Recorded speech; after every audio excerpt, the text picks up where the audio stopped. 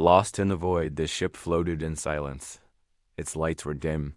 Engines dead, and the crew, only 20 souls, clung to hope that was already slipping through their fingers. They had sent distress calls for days, using every channel, every beacon. No answer. No signal returned. No help. Captain Nora stood at the cracked window of the bridge. Outside, the stars were distant and cold. Their small freighter had been ambushed by raiders just beyond the outer rim.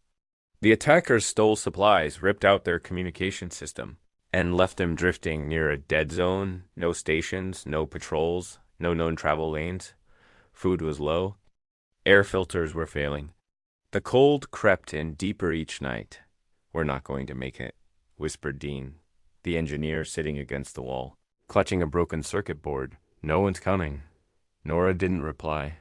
Not because she agreed, but because she didn't want to say the words. Silence had a weight now, heavy and cruel.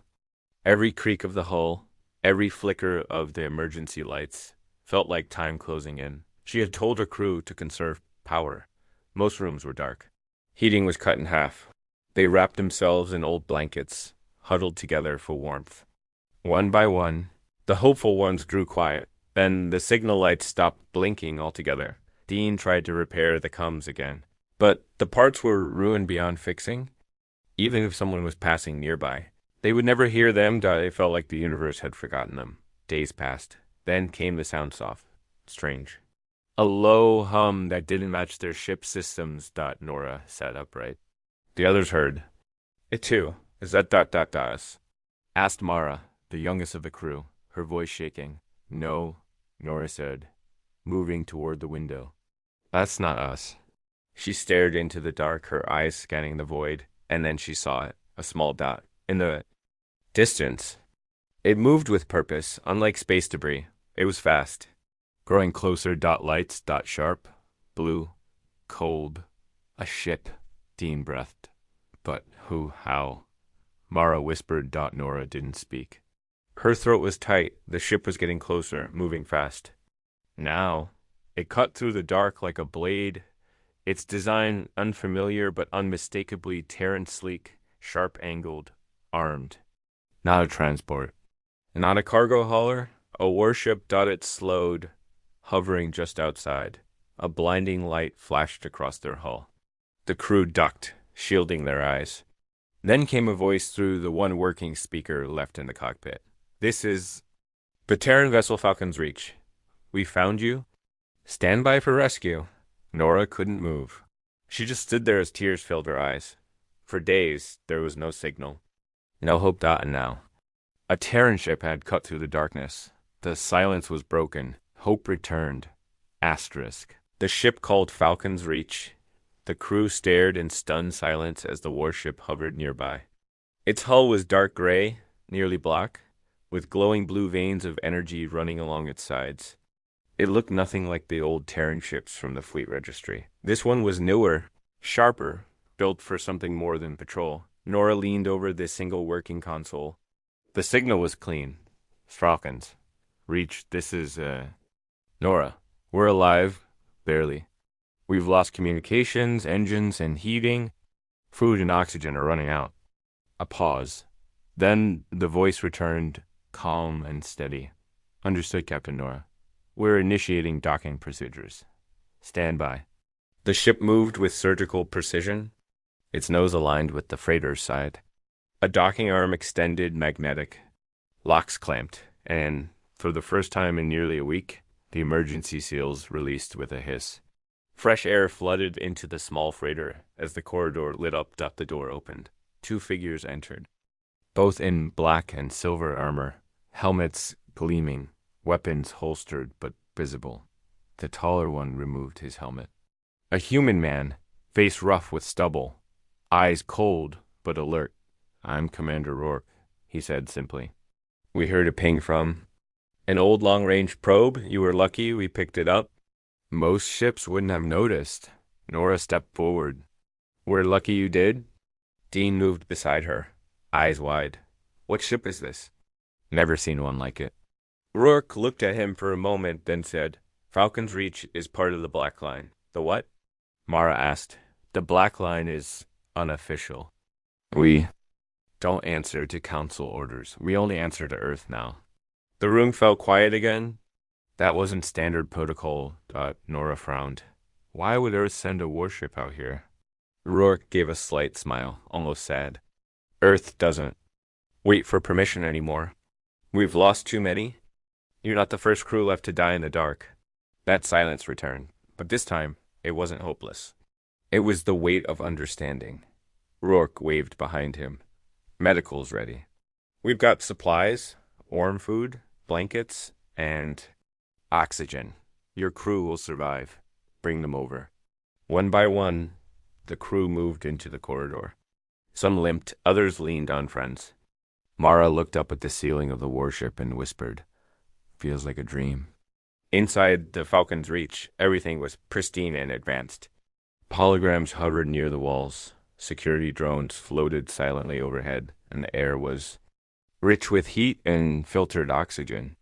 They were given food packs, water, and thermal suits. The medbay had auto scanners and repair beds. They retreated quickly and efficiently. Nora remained near Rourke as the last of her crew entered the safety of the ship. "Why are you really out here?" she asked him quietly. Rourke looked at her, then out the window into the darkness. "Because space forgot us a long time ago, but Earth didn't." He walked away after that. Nora stood there staring into the void they had drifted through. It still looked the same, cold, empty, silent. But it felt different now, because something had cut through that darkness. Humans shook ** rumors in the dark. The crew settled into Falcon's Reach with quiet awe. They were fed, treated, and given quarters small but warm and clean. The walls glowed with soft white light, and every surface felt like it belonged in a world decades ahead of what they knew. Dean couldn't stop staring at the walls. This ship, it's like something from the future. Nora nodded. It's Earth tech, but not anything the public's seen. Not even in the core systems. They weren't the only ones asking questions. In the common room, Mara whispered to the others, "Did you see the markings on the weapons?" "Not fleet standard. They had no flags, no emblems." "They're not official," one crew member. "That commander said they answer only to Earth." "What does that mean?" No one had answers. Only more questions. Nora walked the halls with a data tablet, trying to map the ship. Most doors were locked. Entire sections were marked restricted access. The parts she could see, medical, crew lounge, mess hall, were all spotless, high-tech, and oddly quiet. Then, late in the night, the lights shifted to red dot. An alert blinked on the walls. Proximity warning. Unidentified vessel approaching. Nora jumped to her feet. Doors hissed open. A female officer, silent, armored, and alert, entered her quarters. "Captain Nora, follow me to the bridge." "Commander Rourke requests your presence." She followed. On the bridge, screens lit up with sensor data. A ship approached fast, heading straight toward them. It was large, old, and armed. "Not human." "Who is it?" Nora asked. Rourke didn't turn. "Raiders." Nora stiffened. "The same ones who left us to die?" "Probably. They've been sniffing around this sector for weeks." "How did they find us again?" "They didn't," Rourke replied calmly. "They found us." The crew watched silently as the alien ship appeared on-screen, sharp-edged, with rusted hull plating and energy weapons glowing. It began transmitting. "Terran vessel," a voice crackled. "Surrender your cargo and crew, or be destroyed." Rourke didn't flinch. He turned to his crew. "Status? Shields up. Weapons hot." He glanced at Nora. "Watch closely, Captain. This is why Falcon's Reach was built." He gave a short nod. "Fire." A bright beam of light shot from the warship's underside in 1 second. The raider ship exploded. There was no second shot, only fire, debris, and silence. Nora's heart pounded. That ship was 4 times your size. Rourke turned back toward the screen, now displaying only wreckage. Size doesn't matter when you build for precision. He faced her again, his eyes calm. "They left you to die. That ends today." Nora couldn't speak. This was no ordinary rescue. This was vengeance. justice, a message, the kind only humans could deliver in silence. Asterisk. Message from Earth. The remains of the raider ship still drifted on the screen, glowing red against the black. Small fragments shimmered like broken stars. The bridge crew of Falcon's Reach worked without celebration, without chatter. Their silence was colder than space. Nora stood frozen at the edge of the command deck watching. You didn't hesitate, she said quietly. Commander Rourke replied without turning. They don't hesitate when they kill helpless crews. We don't either. The officer beside him tapped a panel. We intercepted a transmission from the raider ship before its destruction. It was broadcasting coordinates to a base unknown. Origin. Rourke narrowed his eyes. Another nest. He turned to Nora. You're free to stay on board, or we can drop you and your crew at the nearest habitable station. Nora shook her head. You're going after them? We don't let these kinds of threats grow. They prey on the weak and forgotten. Earth used to ask permission. We don't anymore. That line again, no longer asking. No more waiting. Nora's crew was given access to a small observation room. Through wide windows, they saw the stars shift as Falcon's Reach made a silent jump toward the raider base. In less than 2 hours, the ship arrived undetected. The target wasn't a ship. It was a platform, old and heavily shielded, hidden behind a shattered moon. From their sands, it housed over 100 raiders and 3 smaller cruisers. Dean watched the display in disbelief. We'd be dust if we tried to go near that. Rourke and his officers disagreed, with no speech, no warning, and no request for surrender. Falcon's Reach deployed as silent payload stealth drones packed with explosive charges. Each moved with surgical stealth, planting themselves on key points of the base. Then nothing. Until everything exploded at once. The screen turned white, then orange, then black again. One by one, enemy systems blinked out. No retaliation, no escape. The station and its guards were erased in silence. Nora turned to Rourke. You wiped them out without warning? Warning would have given them time to flee and regroup. We end problems. And if someone accuses Earth of aggression, we're not part of their council anymore, Rourke said plainly. The council forgot about us, left Earth to burn during the border wars. That silence taught us something. He looked out the window again. When you're alone in the dark, no one answers. So Earth built its own light. He walked off the bridge, leaving Nora speechless. Later, as the crew of the damaged freighter gathered around the observation deck, Mara whispered, They saved us. And then they hunted down the ones who hurt us. Dean nodded. They're not rescuers, they're protectors, and they don't wait. The galaxy hadn't heard from Earth in years. Now it was hearing something new. Loud and clear. Asterisk eyes, and dark after the destruction of the raider base. Falcon's Reach didn't slow down. The ship moved with quiet purpose, charting routes far from official trade lanes. It made no broadcasts, ignored patrol zones, and shut down its transponders. The crew followed Rourke's commands without question. Every action was sharp. Practiced like hunters who'd done this many times before. Nora and her crew had recovered enough to walk freely. Their own freighter had been docked in one of the hangars, under repair by drones, faster than any tech they had seen. But tension still hung in the air. Something wasn't right. Nora sat with Dean and Mara in the mess hall, whispering low. Why? Haven't they taken us back yet? Mara asked. They said we'd be dropped at a station. Dean nodded. That was days ago. We're going deeper into uncharted space, not toward the core. Nora frowned. I think they're tracking something, and they don't want us to see it. As if on cue, the lights dimmed again. The ship dropped out of FTL and red lights blinked along the walls. The same silent alarm. Bridge summons came instantly. Nora walked in to find Commander Rourke already studying a long-range scan. Another ship? She asked. Not one, he said. 3, unknown make. Watching us from the edge of a gravity well. Nora leaned closer. Raiders? No, these ships are too clean.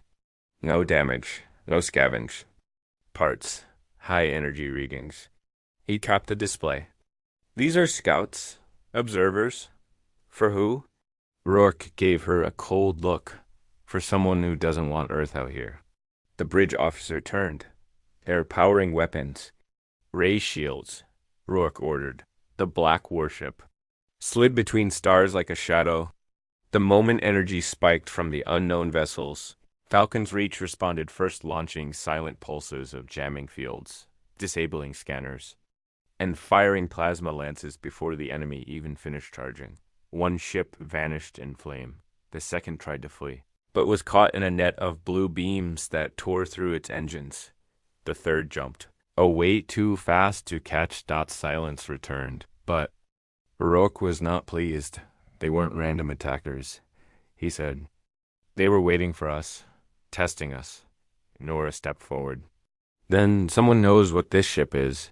They do now, Rourke replied. We've been too quiet for too long. Earth wanted to watch. But now they'll know we've returned. He turned to the crew. Prep long-range systems. We're going home. Nora watched him, eyebrows raised. We're going back to Earth? No, Rourke said. Earth doesn't sit behind walls anymore. He pointed at the star map. We're bringing Earth to them. Asterisk, the ones who waited. Stars outside stretched thin as Falcon's Reach jumped again, this time toward a set of hidden coordinates Rourke input himself. The ship moved silently, the crew disciplined and focused. Nora and her team were now guests, aboard something far greater than they first understood. Where are we headed? Dean asked, peering over the shoulder of one of the operators. Rourke answered without turning. A relay outpost, hidden, off-grid. Earth built it years ago. Only a few know it exists. Mara blinked. Why keep it secret? To prepare, Rourke said. Because we knew the day would come when we couldn't trust anyone else. Nora stood near him. Who attacked us? Those last ships, what do you think they were? Council-backed mercenaries. Silent type. Trained to vanish after the job, but they didn't expect a Blackline ship. Nora shook her head. Why would the Council want us dead? Because you were supposed to disappear quietly. Dying in deep space leaves no trail. If Earth didn't show up, no one would ask questions. But why target my crew? You were traveling through a disputed zone, Rourke said. Your ship was carrying data packages, too sensitive for raiders. Someone wanted it lost. Dean looked shocked. We were just a civilian freighter. You were? Rourke agreed. But the people who control the signals don't care. The ship dropped out of FTL. Ahead, nestled in the shadow of a frozen planet, floated a structure. It looked like a piece of space, itself coated in black metal, covered in strange antennae, and glowing with a soft red pulse. The TTOERWER thought it was Earth-built dock. Our Falcon's Reach docked. Rourke led Nora through the station's halls. There were no crowds, no lights, no celebration, just quiet halls lined with weapons, maps, and terminals tracking ships across the galaxy. In a central chamber, a woman waited, older, calm, sharp eyes. She wore no rank but stood as if she commanded stars. You're the captain they found, she said to Nora. Double quotes. Yes, I thought we were lucky. The woman nodded. No, you were meant to survive. Nora frowned. I don't understand. The woman walked to a large screen and tapped it. A galactic map appeared, red zones blinking across core sectors. Council-controlled routes and trade lines. Earth was surrounded, monitored, pressured. They're trying to box us in, the woman said. Control who we rescue. Control who hears our voice. She turned back. But we're done being quiet. Falcon's Reach was the first to respond. It won't be the last. Rourke stepped forward. We've already received orders. Black line ships across the sectors are awakening. Earth is calling its own back. Mara stepped beside Nora, whispering, What is this place? Nora answered, softly, eyes wide. A storm, a quiet storm. The galaxy had turned its back on Earth once. Now, Earth had learned to move in shadows. And when it emerged, it would not whisper. Asterisk, when Earth speaks, Nora stood inside the watchtower's command chamber. Staring at the star map, hundreds of small blinking dots lit up across the screen, each marked in blue. Each one a Terran vessel, not civilian. Not council approved, but Black Line. They had been hiding in the dark all along. Waiting. Commander Rourke stepped forward and tapped a location. A communication node near council space lit up. That's the first target. We take out their eyes before they know we've moved. The woman in charge gave a firm nod. And the moment they respond, Earth will speak. Nora stepped forward. You're going to war? No, the woman replied. We're reminding them we're still here. But this is big, Nora said. You're not just defending. You're preparing to strike? We gave the galaxy decades to remember us, she said. They didn't. Now we'll make sure they can't forget. Mara, standing quietly beside Dean, looked up. So, what happens now? The woman looked directly at her. We show them what happens when you leave humans to die in silence. The Falcon's Reach returned to space, now fully repaired and upgraded. Nora and her crew had the choice to go home, to be dropped at a neutral station, safe and distant from coming conflict. But Nora said no. We'll stay, she told Rourke. We've seen what Earth really is now. And we won't go back pretending we didn't. Her entire crew agreed. They were given roles, assigned positions on board. They trained day and night, learning systems far beyond what they'd known before. They were no longer just survivors. They were part of something larger. The galaxy's silence had been deep, cruel, empty. But now it was over. As Falcon's Reach prepared for its next jump. A final message was transmitted from the watchtower short. Direct, unmistakably human. We remember the silence. But now the stars will hear us. And with that, the ship vanished into the dark. Not lost, not alone, but leading the light that followed.